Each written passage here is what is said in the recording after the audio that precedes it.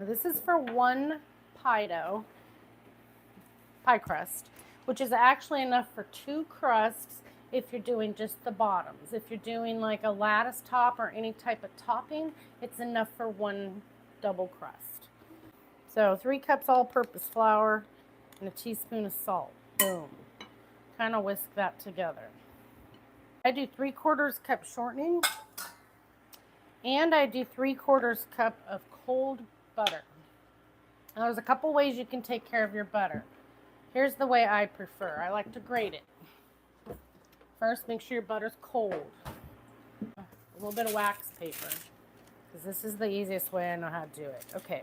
Otherwise, you can chop it into little cubes, put it in your dough, and then you're just going to have to work the dough more to get it crumbly.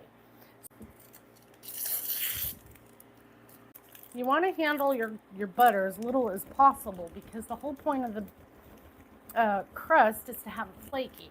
So as far as I understand, a flaky crust has a lot to do with your butter. 5 tablespoons ice water, 1 tablespoon white vinegar, a lightly beaten egg. This is the point.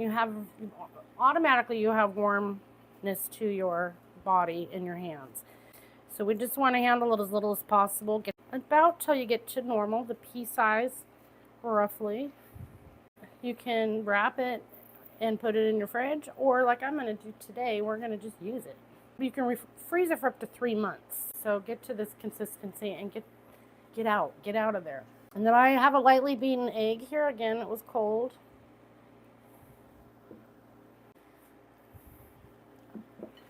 And then we got our dough. At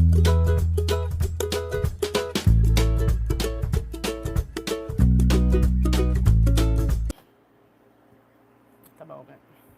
So again, it's enough for a double pie, so a top and a bottom, or 2 single pie crusts.